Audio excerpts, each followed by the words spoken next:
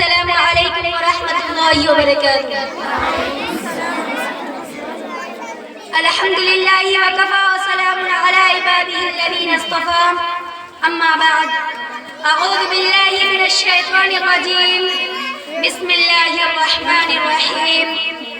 ذلك الكتاب لا ريب فيه هدى للمتقين، وقال النبي صلى الله عليه وسلم: خيركم ما تعلم القرآن وعلمه، صدق الله العلي العظيم وصدق رسوله النبي الكريم۔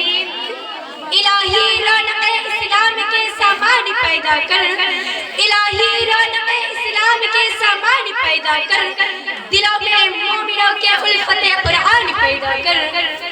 حضرات، آج کے اس متبرک منور اجلاس میں میرا موضوع سخن دنیا کے سب سے پاکیزہ اور مقدس کتاب قرآن پاک ہے۔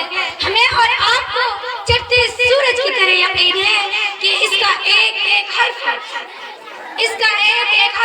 سچا اور صادق ہے، کہ یہ قرآن شاف و شفاف اور چمتکار کتاب ہے، جس کے صادق اور برحق ہونے میں کوئی شک و شبہ نہیں، جس کے بارے میں محسن انسانیت صلی اللہ علیہ وسلم نے ارشاد فرمایا: خیرکم من تعلم القرآن وعلمہ، کہ تم میں سب سے بہتر وہ شخص ہے جو قرآن سیکھے اور دوسروں کو سکھائے۔ معزز دوستو، قرآن پاک اس رب کائنات کی طرف سے نازل کیا ہوا وہ حسین تحفہ اور گلدستہ ہے کہ جس نے صرف 23 برس کی قلیل مدت میں پورے عالم میں قانون و انقلاب برپا کر دیا، کہ بڑے سے بڑے فصیح و بلیغ کے زبان دانی کے دعویٰ کرنے والوں نے گھٹنے ٹیک دیے۔ یہی وہ قرآن ہے جس کی آیتوں کو سن کر پتھر جیسے جگر رکھنے والے انسان اپنے جگر کو قابو کرنے پر مجبور ہو گئے۔ یہی وہ قرآن ہے جس کی آیتوں کو سن کر عمر جیسا کٹا دل ایمان لانے پر مجبور ہو گئے۔ یہی وہ قرآن ہے جس کی آیتوں کو سن کر انسان تو انسان جنات بھی ایمان لانے پر مجبور ہو گئے۔ یہی وہ قرآن ہے جس کی آیتوں کو سن کر نجاسی کی رونگٹے کھڑے ہو گئے اور ایمان میں داخل ہو گئے۔ یہی وہ قرآن ہے جس نے زمان و مکان میں زندگی بخشی۔ یہی وہ قرآن ہے جس نے مردہ قوم کو زندگی بخشی۔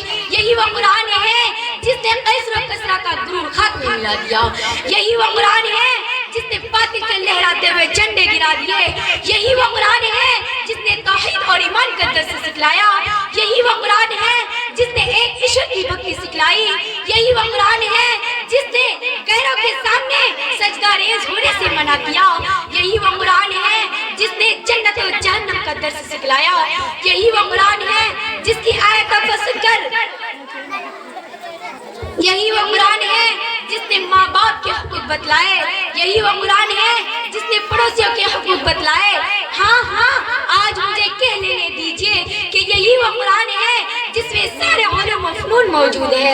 علم سائنس قرآن میں موجود ہے، علم جغرافیہ قرآن میں موجود ہے، علم طب قرآن میں موجود ہے، علم سیاست قرآن میں موجود ہے، علم دین و دنیا قرآن میں موجود ہے۔ مختصر یہ کہ سارے علوم و فنون قرآن میں موجود ہے۔ دوستو، آج کے اس نازک اور پرخطر دور میں حفظ کلام پاک کو فضول اور بیکار سمجھا جا رہا ہے۔ اس کے الفاظ رٹنے کو حماقت بتلایا جا رہا ہے۔ اس کا رٹنا بے سمجھے پڑھنا بے سود ہے۔ افسوس صد افسوس، اس شاف و شفاف اور روشن کتاب کے بارے میں ہمارا اور آپ کا یہ خیال ہے جس کے بارے میں شہنشاہ فقہ تاجدار مدینہ صلی اللہ علیہ وسلم نے پاکیزہ اور مقدس الفاظ میں ارشاد فرمایا: اقرأ وارتقی ورتل کما کنت ترتل فی الدنیا فإن منزلک عند آخر آیۃ تقرأها۔ ترجمہ: کل قیامت کے دن حافظ قرآن سے کہا جائے گا، قرآن پڑھتا جا اور جنت کے درجوں پر چڑھتا جا اور ٹھہر کر پڑھ جیسا کہ تو دنیا میں پڑھا کرتا تھا۔ بس تیرا مقام اور ٹھکانہ وہی ہے جہاں تو آخری آیت پر پہنچے۔